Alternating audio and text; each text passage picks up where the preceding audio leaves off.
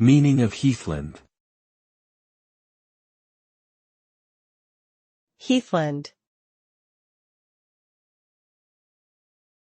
Heathland. Heathland. Heathland. Heathland is a type of open, uncultivated land characterized by low-growing vegetation, such as heather, gorse, and grasses. It is typically found on acidic soils in areas with a dry, warm climate, often on hillsides and in coastal regions. Heathlands play an important role in supporting a variety of flora and fauna, including many species that are rare or endangered. They also provide valuable ecosystem services such as carbon storage and water regulation.